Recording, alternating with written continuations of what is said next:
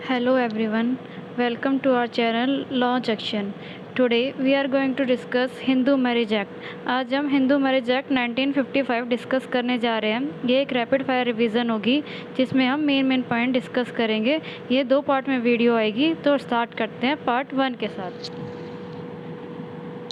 जैसा कि इसमें लिखा है हिंदू मैरिज एक्ट, तो ये किस पर एप्लीकेबल होगा? हिंदूज़ पर। इसमें टोटल कितने सेक्शन गिवन हैं? इसमें टोटल 30 सेक्शन गिवन है। ठीक है। सेक्शन वन क्या कहता है हमारा? Short, title and extent. Okay.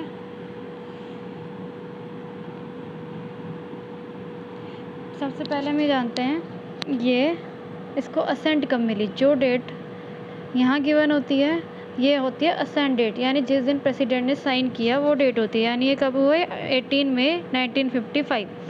अब इस एक्ट का प्रियम्बल, ये जो ऊपर गिवन होता है इसको कहते हैं प्रियम्बल। इसका प्रियम्बल क्या कहता है? एन एक्ट टू अमेंड और codify the law relating to marriage among Hindus. कि किससे डील करता है? हिंदूज़ की मैरिज पे। आगे हम रीड करेंगे कि हिंदूज़ होते कौन है, जो कि सेक्शन 2 में गिवन हो, जो कि नेक्स्ट सेक्शन में गिवन होगा। ये क्या कहता है, कहाँ कहाँ एप्लीकेबल होगा? It extend to whole of India. अब जो इसमें लिखा है except the state of Jammu and Kashmir, but अब जम्मू एंड कश्मीर का जो स्पेशल स्टेटस था वो हटा दिया गया है। तो अब ये जो एक्ट है जम्मू एंड कश्मीर पर भी एप्लीकेबल होगा। तो अभी क्या कर सकते हैं हम इसको कि ये including Jammu and Kashmir. Application of the act इसमें लिखा है कि किस किस पर ये एप्लीकेबल होगा। तो इसमें लिखा है to any person who is Buddhist, Jain, Sikh और सिख बाय रिलीजन, ये इन पर भी एप्लीकेबल होगा। और या फिर हिंदू हो रिलीजन से, या any form of development in वैश्य, आर्य समाज से रिलेटेड हो, ब्रह्माज हो, या इन सब पे भी एप्लीकेबल होगा। मेनली सेक्शन 2 बताता है कि हिंदू मैरिज एक्ट कहाँ कहाँ एप्लीकेबल होने वाला है। ठीक है। अब ये बताता है, इसमें एक्सप्लेनेशन दी है कि किस किस को हिंदू हम कंसीडर करेंगे। तो इसमें क्या लिखा है? एनी चाइल्ड, कोई बच्चा, लेजिटमेट हो या इलेजिटमेट हो, जिसके both of whose parents are Hindus, या तो दोनों पेरेंट हिंदू हैं, बुद्ध हैं, जैन हैं, सिख हैं, या फिर one of whose parents, it means एक उनमें से किसी भी एक का माता पिता, या तो हिंदू हो, जैन हो, सिख हो, तो वो बच्चा भी क्या होगा? हिंदू कहलाएगा। या फिर any person who is convert और रिकन्वर्ट, या तो कन्वर्ट हो गया है या वापस से रिकन्वर्ट हो गया, किस में? हिंदूज़ में, बुद्धिस्ट में, जैन में, सिख में, तो वो भी क्या होगा? हिंदू कहलाएगा। वो भी क्या होगा? हिंदू की डेफिनेशन में आ जाएगा और उस पर भी हिंदू मैरिज एक्ट एप्लीकेबल हो जाएगा ना। नेक्स्ट सेक्शन हमारा डेफिनेशन क्लॉज। इसमें डेफिनेशन दी गई है, जैसे कि कस्टम और यूसेज क्या होते हैं, और क्या बोलते हैं डिस्ट्रिक्ट कोड का क्या मतलब है, उसके बाद फुल ब्लड और हाफ ब्लड का क्या मतलब है। सबसे इम्पोर्टेंट डेफिनेशन है यहाँ पे फुल ब्लड और हाफ ब्लड। फुल ब्लड किसे कहेंगे? जो कि कॉमन एंसेस्टर और कॉमन एंसेस्टर से ही आए हों, जिसके माता और पिता दोनों ही सेम पर्सन हों। बट हाफ ब्लड किसे कहेंगे? जिसका फादर सेम हो बट वाइफ डिफरेंट हो, यानी कि पिता एक है और मदर जो है वो अलग अलग हैं। That will be called as a half blood. Next section में दिया है यूट्रीन ब्लड। यूट्रीन ब्लड में क्या होगा कि जो मदर है वो तो सेम है बट फादर जो है वो डिफरेंट है। तो इसमें क्या लिखा है? 2 person are said to be related to each other by uterine blood when they descended to common ancestors, यानी मदर सेम है बट वह डिफरेंट हस्बैंड, फादर जो है डिफरेंट है, तो उसमें क्या होगा? वो यूट्रीन ब्लड कहलाएंगे, यूट्रीन ब्लड से रिलेटेड होंगे। उसके बाद एफ क्लॉज क्या कहता है? हमारा स्पिंडर रिलेशनशिप। स्पिंडर रिलेशनशिप में क्या होता है? एनी पर्सन, यहाँ पे क्या लिखा है? Any person, third generation inclusive to the mother, यानी जो 3 जनरेशन है जो मदर से रिलेटेड है, और 5th जनरेशन जो है वो फादर से रिलेटेड है। तो वो क्या होंगे? सेम लाइन में हैं वो, तो स्पिंडर रिलेशनशिप में कहलाएंगे कि वो जो चाइल्ड हैं वो स्पिंडर रिलेशनशिप में आएंगे। ओके। नेक्स्ट है प्रोबेटिव डिग्रीज। प्रोबेटिव डिग्रीज क्या होती हैं? 2 person are set to prohibited degrees अगर if one is a linear ascendant of the other, और if one was the wife और husband of a linear ascendant और descendant of the other. इसमें क्या होता है, अगर कोई भी जो पर्सन है, अगर वो स्पिंडल रिलेशनशिप में आता है या प्रोबेटेड डिग्रीज में आता है, तो एक दूसरे से मैरिज नहीं कर सकते अनलेस एंड अनटिल उनका कस्टम अलाउ करे। अगर उनका कस्टम अलाउ करता है तो वैसा कर सकते हैं। हिंदू लॉ पर्सनल लॉज है, तो ये किस पे कैसे गवर्न होगा? मेनली कहाँ से गवर्न होगा? मेनली गवर्न होगा कस्टम से। अगर आपका कस्टम कहता है कि आप ये कर सकते हैं तो ये प्रोबेटेड डिग्रीज में होने के बाद ही मैरी की जा सकती है। बट जनरली क्लॉज क्या है? The person who comes in a prohibited degrees can not marry to each other. Okay, उसके बाद नेक्स्ट सेक्शन हमारा बताता है ओवरराइडिंग इफेक्ट का क्या होगा उसका। नेक्स्ट इंपॉर्टेंट सेक्शन है हमारा सेक्शन 5। सेक्शन 5 क्या कहता है? Condition of a Hindu marriage. Hindu marriage की क्या कंडीशन होंगी?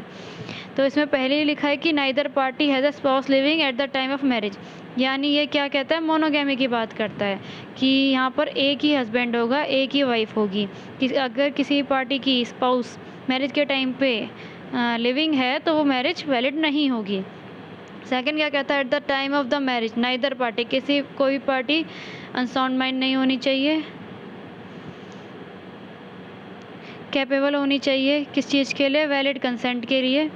किसी भी मेंटल डिसीज से सफ़र ना कर रही हो और कोई भी उसे अटैक ऑफ इंसैनिटी ना हो। अगर ये सब टर्म वैलिड उसमें at the time of marriage present होंगे तो आपकी जो है मैरिज वैलिड नहीं होगी। उसके बाद हमें ये क्या बताता है? ये बताता है एज रेस्ट्रिक्शन की एज क्या क्या है। तो इसमें क्या है? लड़के की एज कितनी होनी चाहिए? लड़के की एज होनी चाहिए, मेल की एज होनी चाहिए 21 ईयर और फीमेल की एज होनी चाहिए 18 ईयर्स वैलिड मैरिज के लिए। अगर ये मेल की एज 21 और फीमेल की एज 18 से लेस देन है तो मैरिज क्या होगी? मैरिज तो वैलिड होगी बट ये क्या होगी? पनिशेबल होगी। ओके, ये बहुत ही इंपॉर्टेंट पॉइंट है नोट करने के लिए कि अगर मेल की एज 21 से कम है या फीमेल की एज 18 से कम है तो मैरिज उनकी वैलिड होगी बट क्या होगी? पनिशेबल होगी। ओके, नेक्स्ट प्रोविज़न क्या कहता है हमारा? The parties are not within a degree of prohibited relationship. Parties क्या है? प्रोबेटेड रिलेशनशिप में नहीं होनी चाहिए, जैसा कि अभी हमने डिस्कस किया।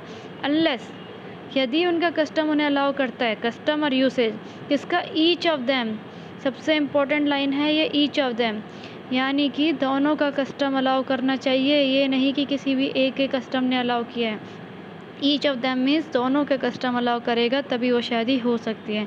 सिमिलरली नेक्स्ट पॉइंट में अगर वो स्पिंडास में हैं तो भी उनका कस्टम उनको अलाउ करे, किसका? ईच ऑफ देम, दोनों का कस्टम अलाउ करे तब वो शादी वैलिड शादी होगी। ओके, नेक्स्ट क्या है? Ceremonies of for a Hindu marriage. क्या क्या सेक्शन 6 जो है वो रिपील कर दिया गया है तो सेक्शन 7 पे आता है। सेक्शन 7 क्या कहता है? Ceremonies for a Hindu marriage. Hindu marriage की क्या क्या सेरेमनी होंगी? तो इसमें क्या लिखा है कि कस्टम और राइट्स के अकॉर्डिंग कस्टमरी राइट्स किसी भी पार्टी के फॉलो कर ले जाएंगे। यहाँ पे क्या है? यहाँ पे इंपॉर्टेंट लाइन नोट करने की, आइदर पार्टी, किसी भी एक पार्टी के राइट्स रीति रिवाज इस फॉलो करके शादी को कंप्लीट किया जा सकता है। उसके सेकंड पॉइंट क्या कहता है? सेकंड पॉइंट कहता है where such rites and ceremony include. इसमें क्या क्या इंक्लूड होगा? इसमें इंक्लूड होगा सप्तपदी,